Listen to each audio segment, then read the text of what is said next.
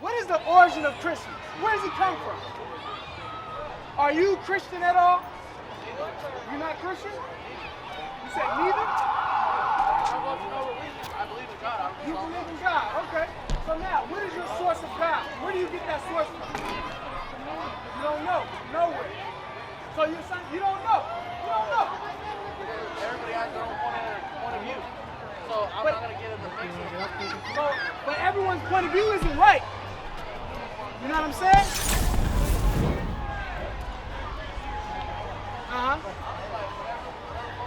Gotcha. So what's your nationality? Let me start there. What's your nationality? What's your name? Hispanic? So which Hispanic nation do you come from? Like Mexico, Guatemala, Panama, Mexico. Right. So your ancestors, right, were never called Mexican. Can we agree with that? Can we agree that your ancestors were never called Mexican? We can agree with that. Merry Christmas.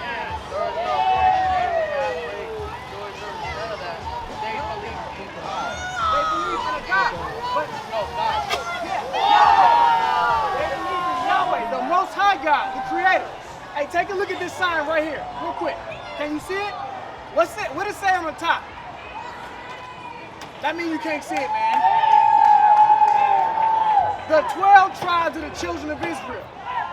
What we're telling you is, according to history and according to the Bible, the so-called blacks, Hispanics, and Native Americans are the Israelites.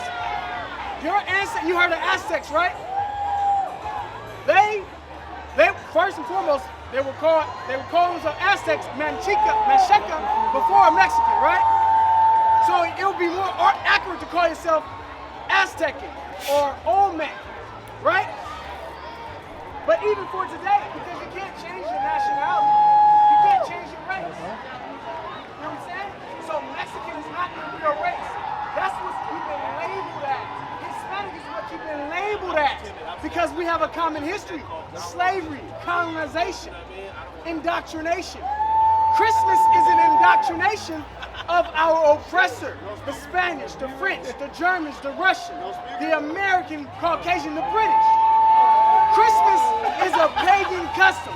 Have you ever heard of paganism? It's idolatry, bro. It's sin. Read Job 4:14.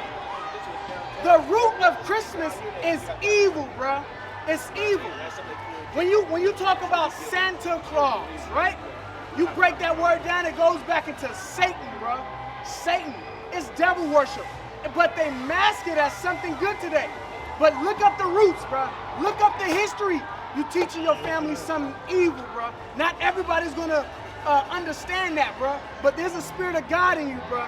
Look up the history. Look up the root. Read that. Watch this. Job 14:4. All right. What was your name again, brother? Fredo.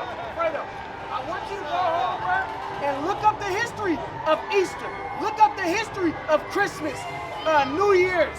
Look up the history of birthdays. It's all paganism. It's all idolatry. It's all worshiping of devils, bro. It's not godly, bro, at all. It's not your custom. Read that. The book of Job, chapter 14 and verse 4. Watch this, Fredo. Who can bring a clean thing out of an unclean? Hey, my family right here. The Bible says, who can bring a clean thing out of an unclean thing? Did you know that Christmas has an unclean origin? God says you cannot make Christmas clean. It's unclean roots. It's paganism. We gotta stop it. You believe that? What's your nationality? Hey man, take a look at this sign. Take a picture of it before you go. Hey Fredo, did you hear that? All right, read that again. The book of Job, chapter 14 and verse 4. So Fredo, who can bring it? We're reading the book of Job, chapter 14, verse 4. This is a question that Job has. He's posing that to us. Read. Who can bring a clean thing out of an unclean? He said, who can bring a clean thing out of an unclean thing? Hey, if your ancestors, right? Let's say this is your family, right? Let's say, this hypothetically speaking, let's say I myself, right? I and my family, I come to your house and kill you and slaughter your whole family, and then I take over your house. And then I start a celebration among my family to celebrate me slaughtering and killing your house. Did that have a good origin? Did it have good roots? There we go.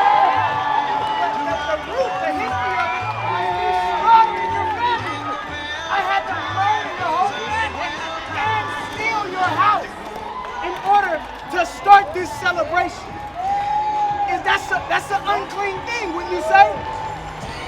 The same thing with Christmas, same thing with Thanksgiving. You know what Thanksgiving's about? The murder and slaughter of the Pequot Indians. The Pequot Indians helped the Europeans learn how to cultivate the land. They helped them learn how to cultivate the land. Once the Europeans learned, they went off and started cultivating the land, had success, and it came back and slaughtered the Pequot Indians. And then they had a celebration over it. 1621 is the year. Thanksgiving is not about us. It's about the celebration of the destruction of your people. Christmas goes back all the way to the Babylonian period. It was well before Christ. Read that. The book of Job, chapter 14 and verse 4. Who can bring a clean thing out of an unclean? Hey, my man with the Rottweiler. I was thinking about doing it, but I Read. No, not one. Go ahead.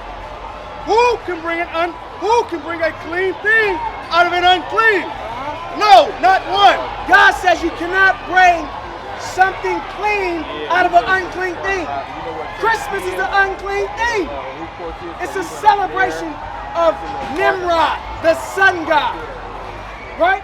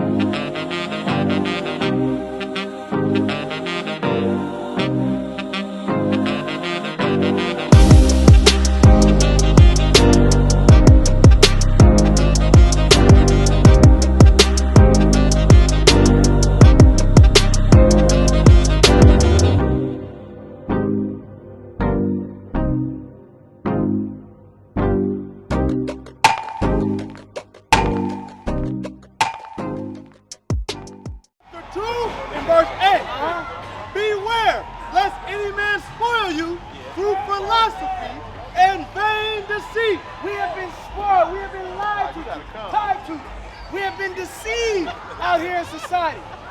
Christmas is a false celebration. It's paganism. It's idol worship. Worshiping the sun god, Nimrod. Worshiping idolatry. And my brother right here. Did you get your flag? Did you get your flag? Let me get you a flag before you go. Let me get you a flag. What's your name, bro? Jermaine. My name is Ezra. Nice to meet you. Hey, what you out here doing today, Jermaine? I see your daughter in the prayer. So now, you believe in the Bible at all? Some points not, right? Let me ask you this. What is this celebration all about?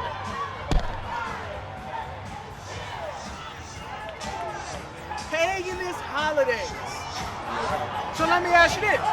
You're comfortable with allowing your daughter to partake in a paganist holiday?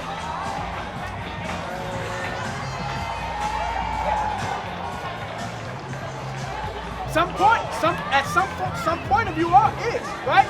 Some point of view is comfortable with that. But then there's obviously, you might not have thought about it before, but since the question was asked, there's obviously an uncomfortable point. I thought about it. It's like the fact that I'm not sure Right? whether partaking in a parade or this Because she ain't in it for Okay. Let me ask you, let me see if this other analogy will help you, right?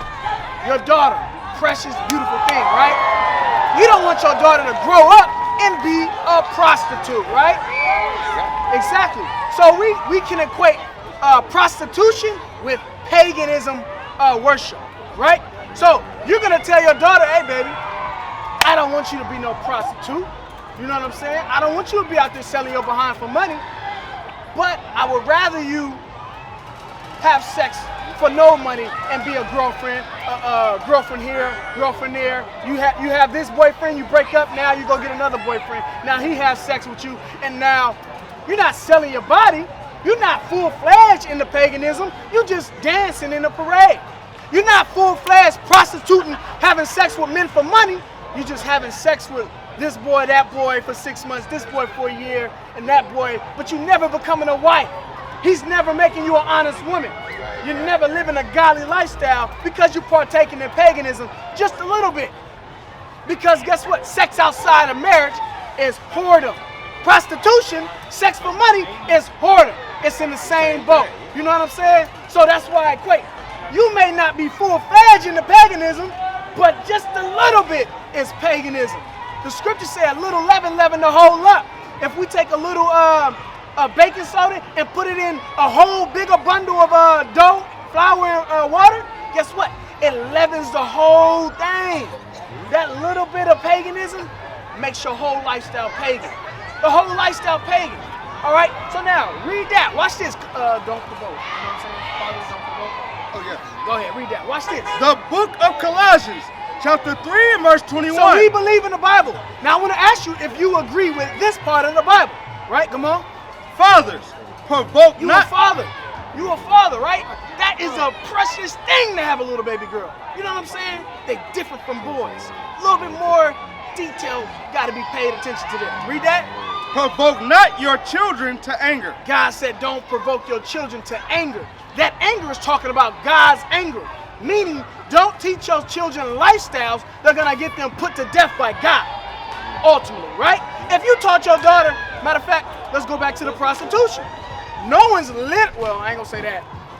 People in their right mind is not going to teach their daughter to be prostitutes. Now, you got some wicked people today. Is like, baby, you got to get it how you live. You got to get it what your mama gave you, whatever.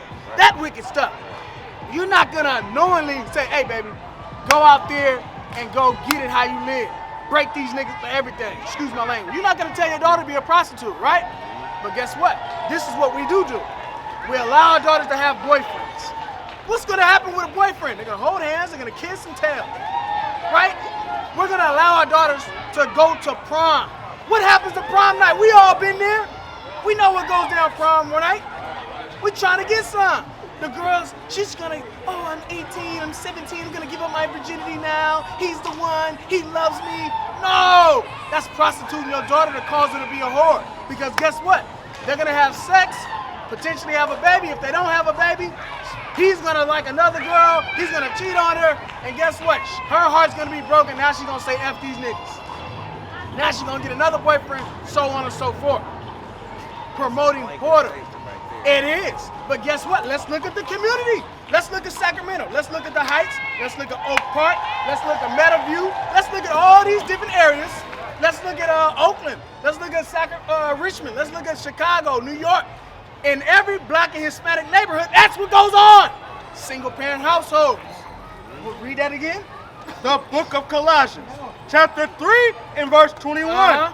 Fathers, provoke not your children to anger. God says don't teach your children customs that are going to get them put to death. All right? Let's go back to Job 14 and verse 4. So now, let's think about the custom of Christmas. Let's think about the matter.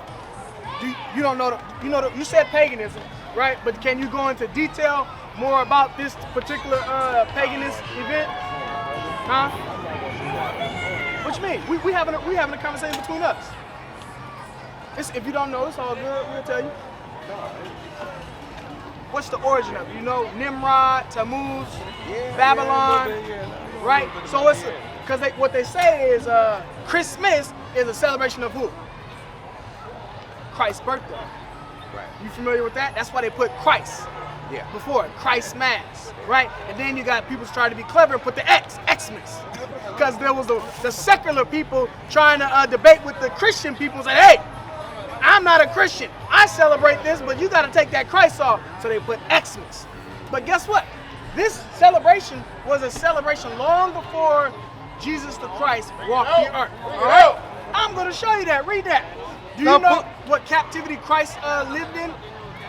The Roman captivity. He lived in during the Roman time when the Romans were ruling the earth. So let me show you something long before the Romans ruled the earth.